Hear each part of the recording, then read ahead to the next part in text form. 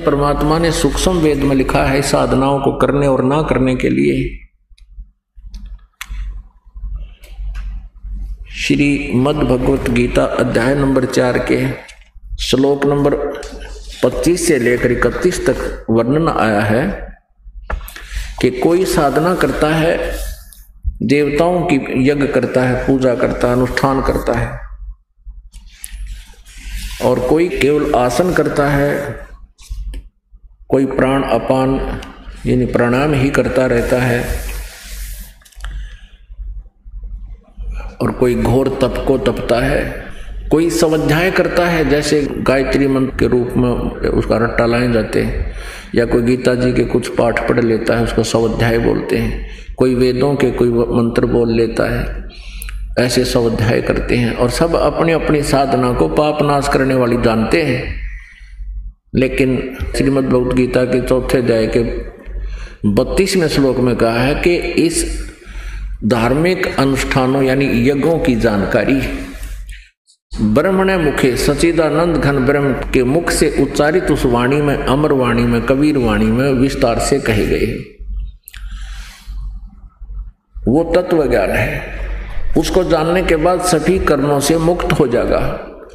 फिर 4 अध्याय के 34वें श्लोक में कहा कि उस तत्व ज्ञान को तत्वदर्शी संतों के पास जाकर समझ और उनको प्रणाम करने से वो तत्वदर्शी संत आपको परमात्म तत्व का ज्ञान बताएंगे। यानी उस सच्चिदानंद घन की वाणी में तत्व ज्ञान के अंदर वो विस्तार से कही गई है कि कौन सी साधना करनी चाहिए, कौन सी ना करनी चाहिए। तो सच्चिदानंद घन ब्रह्म की वाणी आपको सुनाते हैं। उसमें क्या बताया है? अब परमात्मा कबीर देव जी ने हमें ज्ञान दिया है, उसको तत्व ज्ञान बोलते हैं। उसमें क्या कहा है?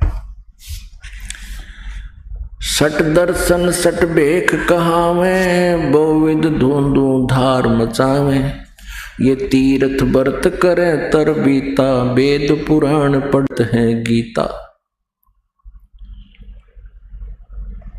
अब क्या बताते हैं? सट दर्शन, ये जैसे गिरी, पुरी, नाथ, वैष्णो, नागा, ये 6 प्रकार के पंथ हैं। इनको सट दर्शनी कहते हैं। सट दल भी इन्हीं को कहते हैं। क्या बताया है कि सट दर्शन सट बेख कहावे, सट माने 6, बहुविध धूंधू धार मचावे। कहते इनकी क्रियाएं देखे तो ऐसा दिखे जैसे संत नहीं, इन जैसे साधक नहीं। कोई खड़ा होकर तप कर रहा है, पैरों में जख्म हो गए, सोजस आ गई, उनमें जख्म हो गए, कीड़े पड़ गए, और फिर भी खड़े हैं। कुछ चारों तरफ 5 धुने लगा लेते हैं, अग्नि जला लेते हैं, बीच में बैठ जाते हैं। जून के महीने में हरियाणा, पंजाब, राजस्थान में भयंकर गर्मी वैसे ही गिरती है। तो आम व्यक्ति ये सोचता है कि भाई कमाल कर रखा है महात्मा के, चाड़ा है तो ओ हो कैसी साधना कर रहा है भाई, बहुत हद कर दी। इनको ही प्रभु मिलेगा। कोई तपस्या करते हैं, ऊपर न पैर करके नीचे न सिर कर लिया, कहते सिरासन करते हैं। कोई निराहार रहते हैं, कोई फल खाते हैं। अब इनको और देखकर ऐसा लगता है कि इन तो कति कमाल कर रखा है, साधना कर रहे हैं कमाल की। फिर कहते हैं और तीर्थ व्रत करें तरबीता, वेद पुराण पढ़ते हैं गीता। यो भी बैदा है। किस कारण से? बैदा माने व्यर्थ है, यूजलेस है। किस कारण से है? कि 4 संप्रदा 52 द्वारे, जिन्हों नहीं निज नाम बेचारे, माला घाल हुए हैं मुक्ता, सटदल उआ बाई बकदा। अब कितना कमाल कर दिया 2 अमृतवाणियों में परमात्मा ने कि सट दर्शन सट भेख कहावे, गिरी, पुरी, नागा, सन्यासी, वैष्णो। कहते हैं सट दर्शन, ये नाथ, सट दर्शन सट भेख कहावे, बहुविध धूंधू धार मचावे, ढूंढा ठा रखा है न भक्ति का। और तीर्थ व्रत करें तरबीता, और फिर वेद पुराण पढ़ते हैं गीता। वेदों को पढ़ लिया, श्रीमद् भगवद गीता को पढ़ लिया और पुराणों को पढ़ा।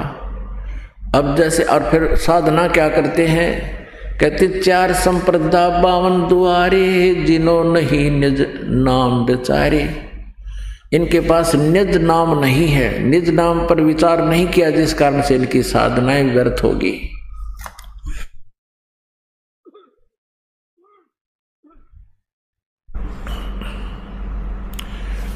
जैसे ये श्री कृष्ण जी के पुजारी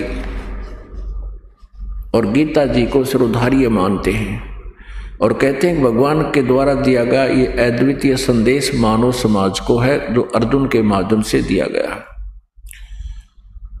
और स्वयं नाम क्या जाप करते हैं, हरे कृष्ण कृष्ण कृष्ण हरे हरे, राधे श्री राधे। गीता जी में कहीं लिखा इस नाम के जाप करने का। और फिर ज्ञान बताते हैं, श्री कृष्ण जी सर्वेश्वर है, जगत गुरु है, अखिल ब्रह्मांड का स्वामी है। ये उवाबाई है इनकी, ये सर्वेश्वर हैं, अजर हैं, अमर हैं।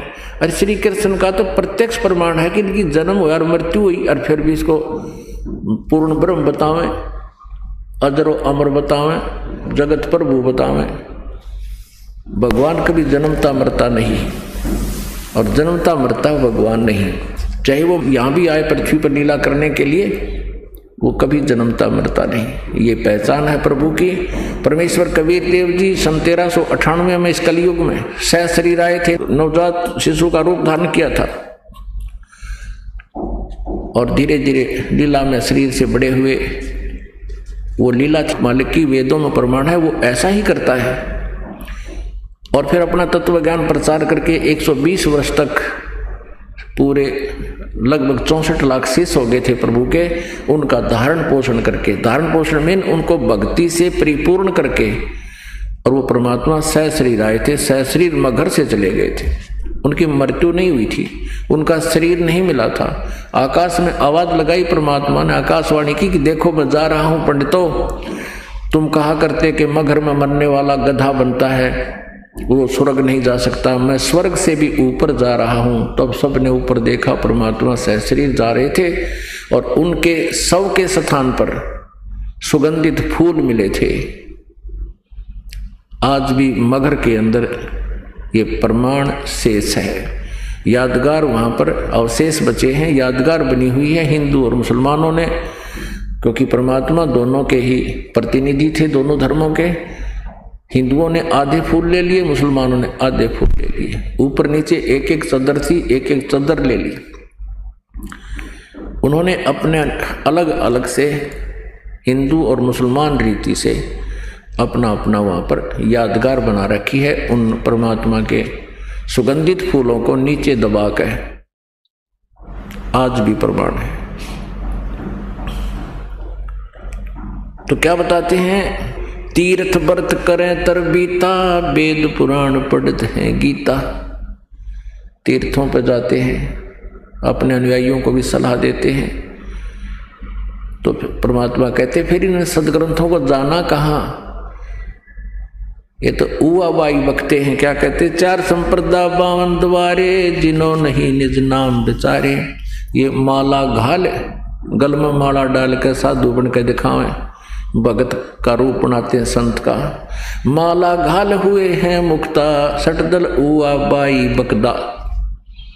उवाबाई बकरे ये, इनको कोई ज्ञान नहीं। इनको ज्ञान कहाँ से होगा, श्री ब्रह्मा जी को ज्ञान नहीं, श्री विष्णु जी को ज्ञान नहीं, नारद और व्यास जी को ज्ञान नहीं, सतयुग के ऋषि ब्राह्मणों को ज्ञान नहीं, दुर्गा को भी आध्यात्मिक कंप्लीट पूर्ण ज्ञान नहीं, ब्रह्म को भी, ब्रह्मा विष्णु महेश के पिता को भी आध्यात्मिक ज्ञान नहीं, कंप्लीट ज्ञान नहीं आध्यात्मिक। तो बताओ और किसको होगा, केवल पूर्ण परमात्मा को।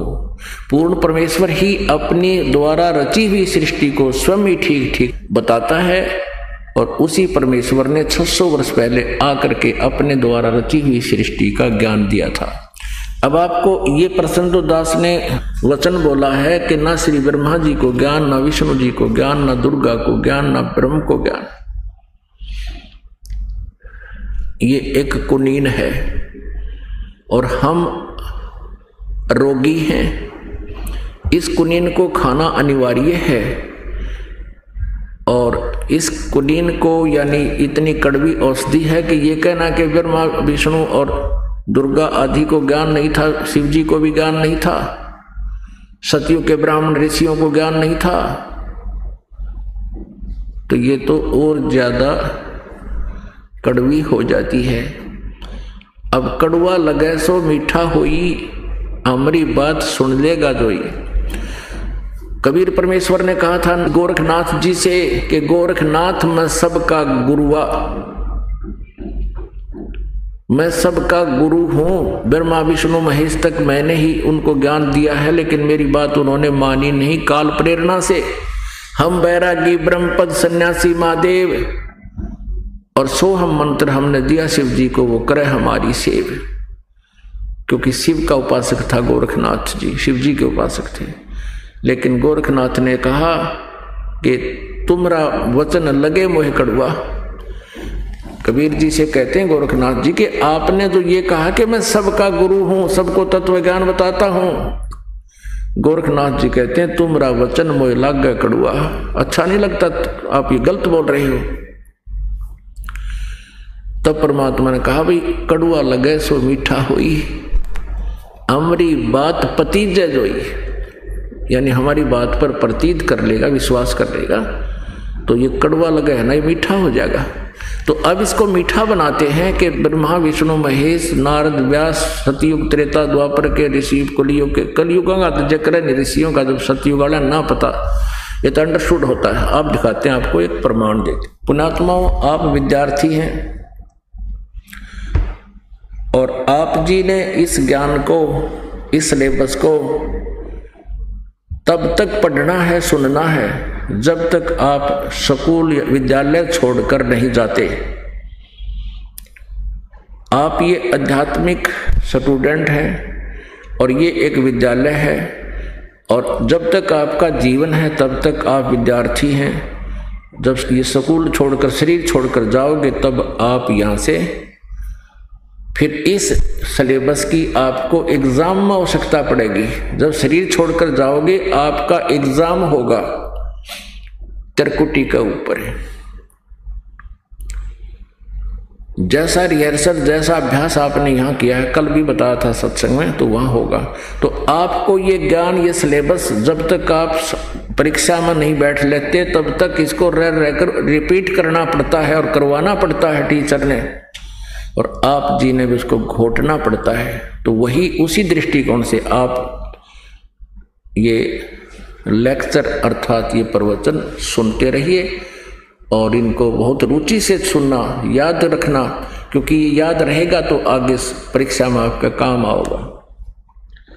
आपको दिखाते हैं श्रीमद् देवी भागवत इस बात का स्वयं निर्णय कर रही है कि ना तो ब्रह्मा जी को ज्ञान, ना विष्णु जी को आध्यात्मिक ज्ञान, और ना नारद और व्यास जी को, और न ही दुर्गा को कंप्लीट ज्ञान, ना ब्रह्म को ज्ञान। अब देखिएगा, यह है श्रीमद् देवी भागवत अर्थात दुर्गा पुराण, गीता प्रेस गोरखपुर से प्रकाशित है। संपादक है हनुमान प्रसाद पोदार, चिमन लाल गोस्वामी, गीता प्रेस गोरखपुर से प्रकाशित है। देखिएगा, इसके 28-29 पृष्ठ पर हम आपको दिखाते हैं प्रथम स्कंद में, पहला स्कंद 28 पृष्ठ पे। ये नारद जी और व्यास जी की गोष्ठी हो रही है। व्यास जी ने कोई प्रश्न किया तो नारद जी ने कहा, महाभाग व्यास जी, तुम इस विषय में जो पूछ रहे हो ठीक यही प्रश्न मेरे पिताजी ने, यानी ब्रह्मा जी ने, नारद जी के पिताजी ब्रह्मा जी हैं, मेरे पिताजी ने भगवान श्री हरि से किया था। देवा अधिदेव भगवान जगत के स्वामी हैं। विष्णु जी की महिमा नारद गा रहा है कि सभी देवताओं के, भगवानों के भी भगवान हैं, जगत के स्वामी हैं। लक्ष्मी जी उनकी सेवा में उपस्थित रहती हैं, दिव्य कौस्तुभमणि उनकी शोभा बढ़ाती है। वे शंख चक्र और गदा लिए रहते हैं, पीतांबर धारण करते हैं, 4 भुजाएं हैं। ये स्पष्ट हो गया कि विष्णु जी के विषय में है। वे चराचर जगत के आश्रयदाता हैं। देखो कैसी गप्पे मार रहा नारद। जगत गुरु एवं देवताओं के भी देवता हैं। जगत गुरु लिखा विष्णु जी को। ऐसे जगत प्रभु भगवान श्री हरि महान तप कर रहे थे, उनकी समाधि लगी थी। यह देखकर मेरे पिता ब्रह्मा जी को बड़ा आश्चर्य हुआ। ये सारे न्योय डले डोए हैं, देख लेना। अतः उन्हें देखकर उनसे जानने की इच्छा प्रकट की ब्रह्मा जी ने। ब्रह्मा जी ने पूछा, प्रभु विष्णु जी से, आप देवताओं के अध्यक्ष, जगत के स्वामी और भूत भविष्य एवं वर्तमान सभी जीवों के एकमात्र शासक हैं। भगवान फिर आप क्यों तपस्या कर रहे हैं और किस देवता की आराधना यानी किस भगवान की आराधना में ध्यान मग्न है? मुझे असीम आश्चर्य तो यह हो रहा है कि आप देवेश्वर यानी भगवानों के भी मालिक, देवताओं के भी मालिक एवं सारे संसार के शासक होते हुए भी समाधि लगाए बैठे। ब्रह्मा जी के विनीत वचन सुनकर भगवान श्री हरि यानी विष्णु जी ने ये वचन बोले। कहने लगे, ब्रह्मन सावधान होकर सुनो, मैं अपने मन का विचार व्यक्त करता हूँ। देवता, दानव, मानव सब यही जानते हैं कि तुम सृष्टि करते हो, मैं पालन करता हूँ और संकर संहार किया करते हैं। किंतु फिर भी वेद के पारगामी पुरुष अपनी युक्ति से सिद्ध करते हैं कि रचने, पालने और संहार करने की यह योग्यता जो हमें मिली है उसकी अधिष्ठात्री शक्ति देवी है। वे कहते हैं कि संसार की सृष्टि करने के लिए तुम में राजसी शक्ति का संचार हुआ। अब ये भी प्रमाण हो रहा है कि रजगुण ब्रह्मा, सतगुण विष्णु, तमगुण शिव जी, और हुआ मुझे सात्विक शक्ति मिली है और रुद्र में तामसी शक्ति का आविर्भाव हुआ है। आगे देखो, सुवर्थ प्रत्यक्ष और परोक्ष दोनों उदाहरण मैं तुम्हारे सामने रखता हूं, सुनो। यह निश्चित है कि उस शक्ति के अधीन होकर ही मैं प्रलय काल में इस शेष नाग की सैया पर सोता और सृष्टि करने का अवसर आते ही जाग जाता हूं। मैं सदा तप करने में लगा रहता हूं। उस शक्ति के शासन से कभी मुक्त नहीं रह सकता। कभी अवसर मिला तो लक्ष्मी के साथ सुखपूर्वक समय बिताने का सौभाग्य प्राप्त होता है। मैं कभी तो दानों के साथ युद्ध करता हूँ। अखिल जगत को भय पहुंचाने वाले दैत्यों के विकराल शरीरों को शांत करना मेरा परम कर्तव्य हो जाता है।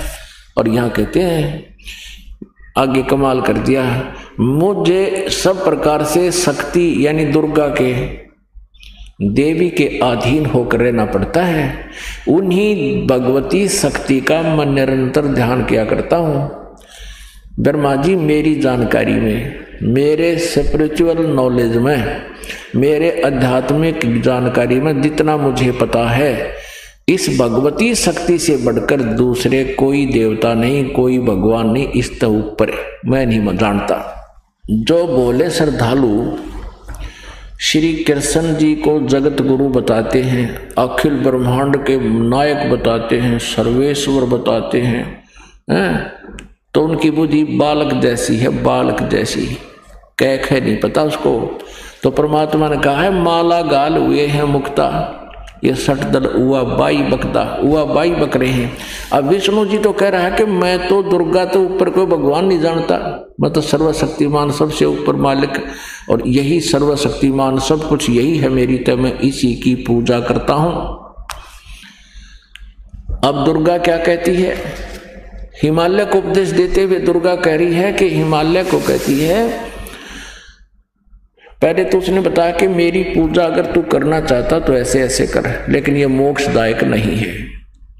फिर उस ब्रह्म की क्या विषय में जानकारी दी जाती है? ब्रह्म के विषय में केवल ओम नाम जाप कर, ब्रह्म पाने का उद्देश्य रख, इससे तू ब्रह्म लोक में चला जाएगा और सब बातें छोड़ दे, अपनी मेरी पूजा भी त्याग दे, यानी सब पूजाएं छोड़कर केवल ब्रह्म साधना कर और ब्रह्म लोक में चला जाएगा, जहां पर वो ब्रह्म रहता है, ब्रह्म लोक में। अब आपके रूबरू कराते हैं सदग्रंथ को। ये देखिएगा, ये 7वां स्कंद है देवी भागवत का। श्रीमद् देवी भागवत यानी दुर्गा पुराण का 562 पृष्ठ पे यहां आइएगा। देवी के द्वारा हिमालय को ज्ञानोपदेश और ब्रह्म स्वरूप का वर्णन। श्री देवी जी कहने लगी, दुर्गा कहने लगी पर्वतराज हिमालय को कहती है। पहले तो अपने बारे में बताया, फिर कहती है उस ब्रह्म का क्या स्वरूप है यह बतलाया जाता है जो प्रकाश रूप सबके अत्यंत समीप में स्थित हृदय रूप गुहा में स्थित होने के कारण गुहातर नाम से प्रसिद्ध है। यहां देखिएगा, वह समस्त प्रजा के ज्ञान से परे है, अर्थात किसी की बुद्धि में आने वाला नहीं है, यह तुम जानो। जो परम प्रकाश रूप, जो सूक्ष्म से भी अत्यंत सूक्ष्म है, जिसमें संपूर्ण लोक उन लोकों में निवास करने वाले प्राणी स्थित हैं, वह अक्षर ब्रह्म है। अब देखो दुर्गा को क्या ज्ञान है। ब्रह्म को कहीं तो अक्षर ब्रह्म कह रही है, कहीं ब्रह्म बोल रही है। गीता जी अध्याय नंबर 15 के श्लोक नंबर 16 और 17 में 3 ब्रह्म है, सरपुरुष, सरब्रह्म, अक्षर ब्रह्म और परम अक्षर ब्रह्म। ये ब्रह्म को ही कभी अक्षर ब्रह्म बोल रही है, कभी कुछ कह रही है। ये आध्यात्मिक ज्ञान देखना दुर्गा का, वही यह अक्षर ब्रह्म है, वही सबके प्राण है, वही सबकी वाणी है और वही सबके मन है। वह यह परम सत्य और अमृत अविनाशी तत्व है। उस वेदने योग्य लक्ष्य का तुम वेदन करो, मन लगाकर उसमें तन्मय हो जाओ, यानी केवल उसकी पूजा करो। उसके लिए क्या बता है कि परवण ओम तो उसका जाप है, जीवात्मा जाप करे, यानी परवण ओम धनुष है, जीवात्मा बाण है, ब्रह्म उसका लक्ष्य है। यहां ब्रह्म कह दिया, वहां अक्षर ब्रह्म कह रही थी। इसके ऊपर भी अक्षर रूप ब्रह्म को लक्ष्य बनाकर वेदन करो, यानी कहने का भाव है कि जीवात्मा ओम का जाप करे, ब्रह्म पाने का उद्देश्य रखे, नथिंग एल्स। आगे देखना, उस एकमात्र परमात्मा को ही जाने, दूसरी सब बातों को छोड़ दे, यानी किसी की पूजा नहीं करनी, मेरी भी नहीं करनी, दुर्गा कह रही है। और यही अमृत रूप परमात्मा के पास पहुंचाने वाला पुल है। संसार समुद्र से पार होकर अमृत स्वरूप परमात्मा को प्राप्त कराने का यही सुलभ साधन है। इस आत्मा का, यानी उस परमात्मा का, ब्रह्म का ओम के जप के साथ ध्यान करो।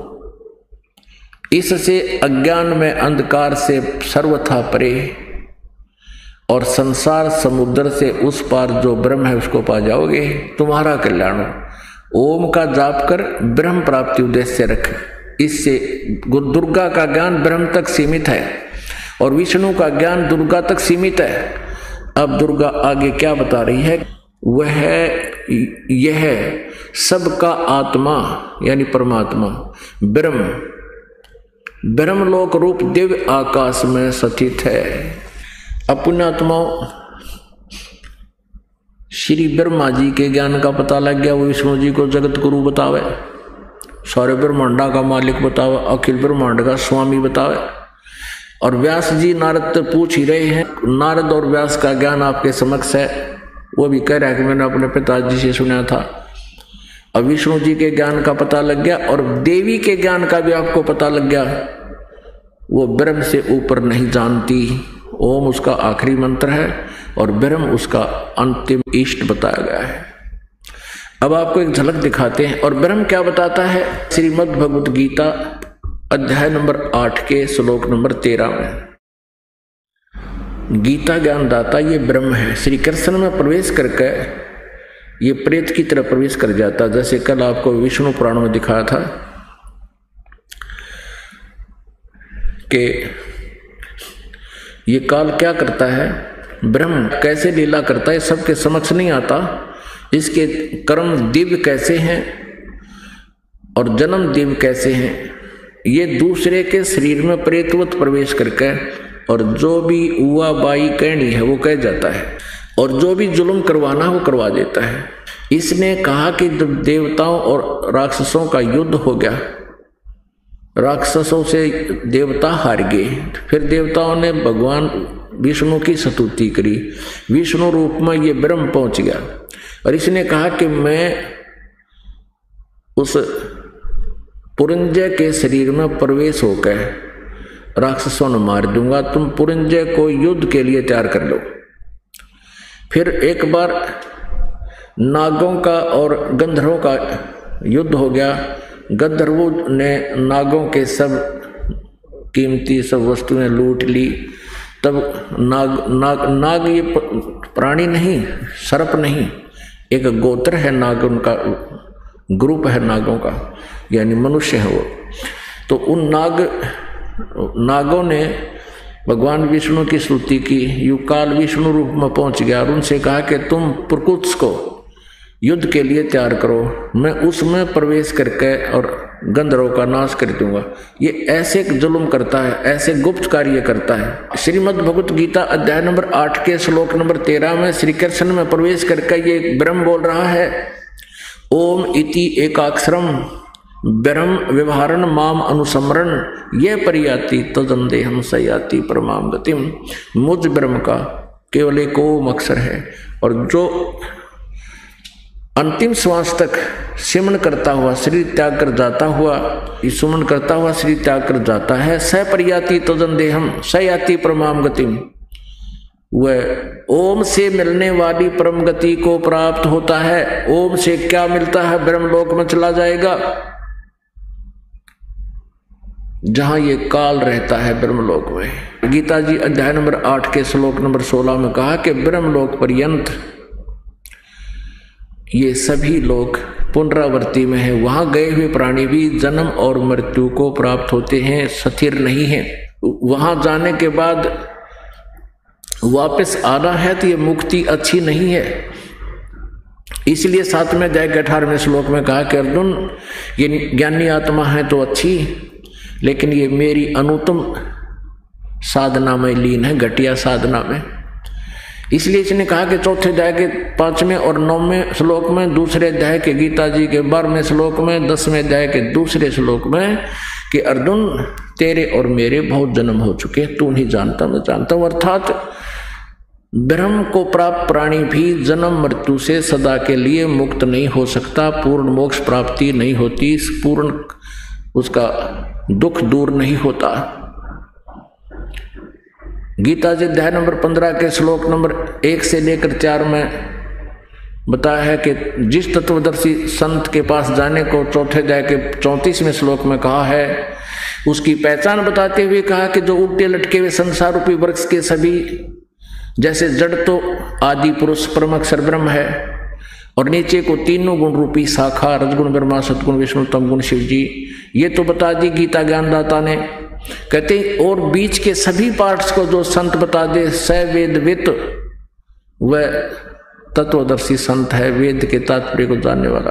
उसके पश्चात 4थे श्लोक में कहा कि 15वें अध्याय के में गीता जी में कि उसके पश्चात परमेश्वर के उस परम पद की खोज करनी चाहिए, जहां जाने के बाद साधक फिर कभी लौटकर पुनः पृथ्वी पर नहीं आता, जन्म नहीं लेता। इसलिए गीता जी अध्याय नंबर 18 के श्लोक नंबर 62 में कहा कि अर्जुन तू सर्वभाव से उस परमेश्वर की शरण में जा, उसकी कृपा से ही तू परम शांति और सनातन परम धाम को प्राप्त होगा। और उस परमात्मा सच्चिदानंद घन ब्रह्म के पाने का कौन सा मंत्र है? गीता जी अध्याय नंबर 17 के श्लोक नंबर 23 में कहा कि ओम तत्सत इति निर्देश है ब्रह्मण त्रिविध समर्थ है। उस सच्चिदानंद घन ब्रह्म के पाने का, परम अक्षर ब्रह्म के पाने का, पूर्ण मोक्ष कराने का ये 3 मंत्र का जाप है। ओम तत्सत, ओम तो सीधा है, तत् और सत ये गुप्त है, सांकेतिक वर्ण है, ये शब्द हैं। इस दास के अतिरिक्त इस विश्व में कोई नहीं बता पाएगा आपको। और इस दास से सुनकर भेद लेकर कोई नकली झूठा कपटी ये आगे किसी को नाम बताता है, वो अपना जन्म व्यर्थ कर रहा है, क्योंकि वो अधिकारी ना होने से परमात्मा का द्रोही है, और जो उससे उपदेश प्राप्त करेंगे उनका भी वो जीवन नाशक है।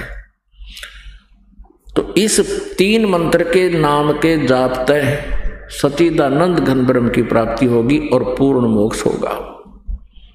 इसके से स्पष्ट हो गया, ना नारद जी को ज्ञान कंप्लीट नॉलेज, ना व्यास जी को who is the writer of Purana, Vedas, Gita ji, यानी ये सब का राइटर होते हुए भी इसने खुद ज्ञान नहीं। क्योंकि ये राइटर कैसे बनते हैं? काल के हाथ में रिमोट है, इसकी दिव्य दृष्टि खोल दी। पीछे घटी हुई घटनाओं को, जैसे तुलसीदास जी ने लाखों वर्ष पहले हुई रामायण की घटनाओं को अपनी सिंपल लैंग्वेज में चौपाइयों में पुनर्लिख दिया, तो उसकी वो दिव्य दृष्टि खुल गई। तो ऐसे वो पिछली घटनाएं हमारे सबके अंतःकरण में फीड होती हैं। जैसे इंटरनेट पर कोई हमने मैटर छोड़ दिया है तो सबके टेलीविजनों में आ जाएगा। वो जिसका वर्किंग में है वो ऑन हो जाएगा, जिसका वर्किंग में ठीक नहीं है उपलब्ध उसमें लेकिन वो देख नहीं पा रहा, वो अलग बात है। तो ऐसे ये आध्यात्मिक ज्ञान है, इससे जो परिचित हो जाएगा उसका मोक्ष होता है। अब ना व्यास जी को ज्ञान, ना ब्रह्मा जी को ज्ञान, ना विष्णु जी को ज्ञान। विष्णु जी कह रहे हैं कि मैं दुर्गा से ऊपर कोई देवता नहीं जानता मेरी जानकारी में, यानी मेरे आध्यात्मिक ज्ञान में। और इसको जगत गुरु बताओ, कृष्ण जी कहोचे विष्णु जी सटदन उआ बाई बकदा, ये उआ बाई बकते हैं आध्यात्मिक ज्ञान ना होने से। और दुर्गा जी कहती है कि ब्रह्म से ऊपर कोई भगवान नहीं, ब्रह्म की पूजा करो, ओम उसका नाम है, और ब्रह्म लोक में चले जाओगे जहां वो रहता है।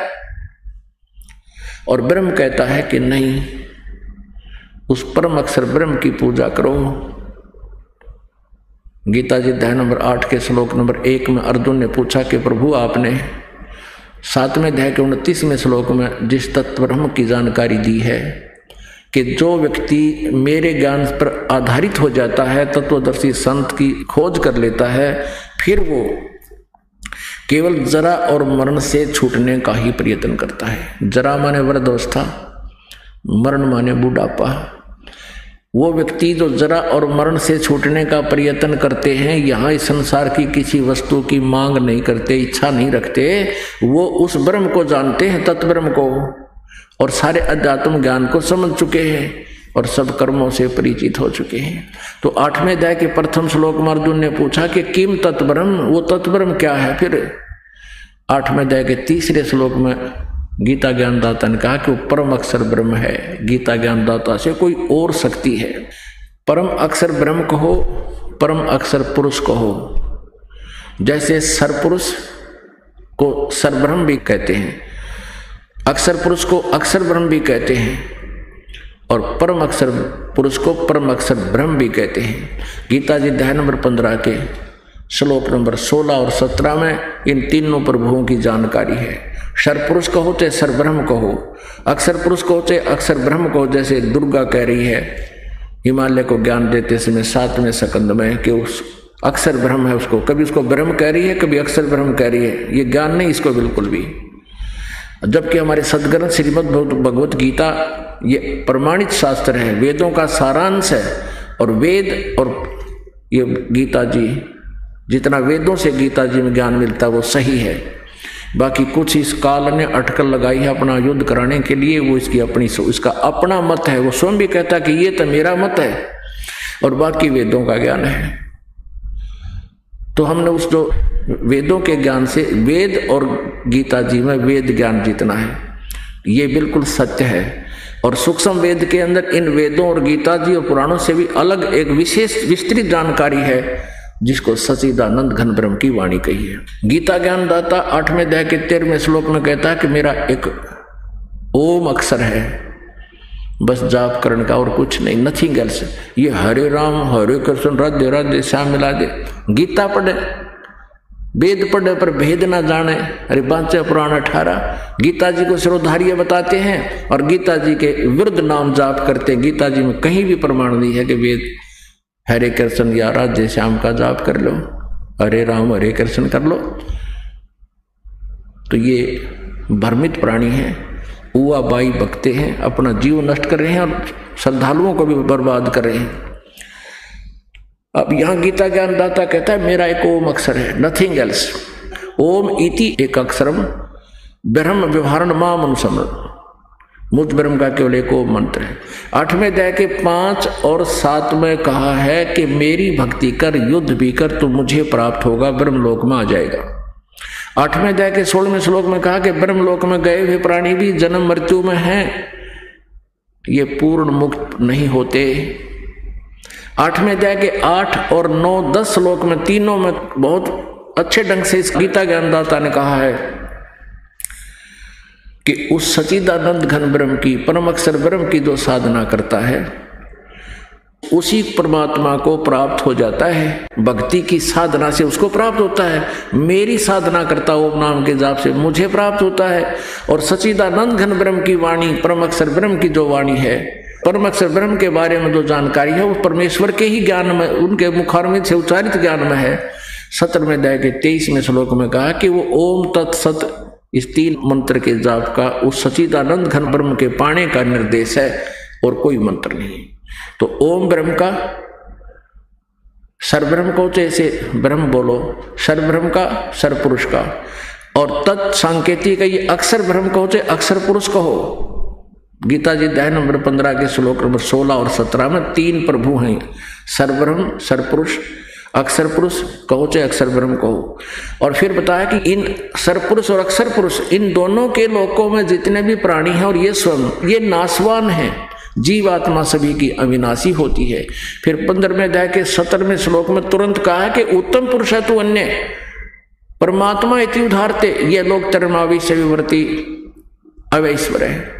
फिर कहा कि इन दोनों से 16वें श्लोक में जो सर्वपुरुष और अक्षर पुरुष, सर्वब्रह्म और अक्षर ब्रह्म जिनके बारे में कहा गया है, इनसे अन्य है वो परमात्मा जो तीनों लोकों प्रवेश करके सबका धारण पोषण करता है। यानी असंसार रूपी वृक्ष का जो मूल है, जड़ है, वो परमात्मा परम अक्षर ब्रह्म है। और उसके पाने का मंत्र ओम तत्सत 3 मंत्र का है। तत् और सत ये सांकेतिक है। ओम तत्सत ये मंत्र नहीं है। और उसके पाने का ये मंत्र है। उसकी साधना करने से उसके पास चले जाओगे। गीता जी अध्याय नंबर 15 के श्लोक नंबर 4 में कहा कि उसके पश्चात परमेश्वर के उस परम पद की खोज करनी चाहिए, जहां जाने के बाद साधक फिर लौटकर कभी संसार में नहीं आता, उसकी पूर्ण मोक्ष हो जाता है और सब पूजाएं त्याग दे। गीता ज्ञानदाता भी कहता है केवल उसी की पूजा करो जिस परमेश्वर ने सब ब्रह्मांडों की रचना की है। अब आपको दिखाते हैं, ये तो होगा क्लियर कंसेप्ट कि ना ब्रह्मा जी ने ज्ञान, ना विष्णु जी ने, शिव जी ने तो ना कहा, ये तो वैसे ही इनसे बहुत बाद में ज्ञान प्राप्ति नहीं से करता है। और ना दुर्गा को ज्ञान और ना ब्रह्म को कंप्लीट ज्ञान, उसने ऑप्शन छोड़ दिया कि उस परमात्मा के लिए तो तत्वदर्शी संतों की खोज करो। अब सतयुग के ब्राह्मणों को कितना ज्ञान था? जब सतयुग के ब्राह्मणों को ही ज्ञान नहीं था तो पुण्यात्माओं कलयुग वालों को से आप अंडरस्टूड हो जाओगे वो ये के सांग है। अब देखो 414 पृष्ठ पर दिखाते आपको,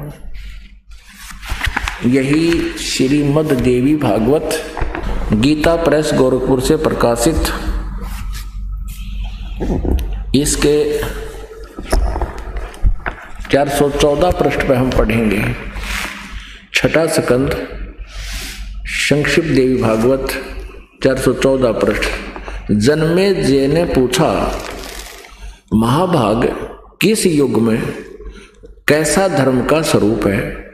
इस संपूर्ण विषय को विशेष रूप से बताने की कृपा कीजिए। व्यास जी बोले, व्यास जी बता रहे हैं जो राइटर हैं इसका पुराणों के, राजन यह निश्चय है कि सतयुग में ब्राह्मण वेद के पूर्ण विद्वान थे।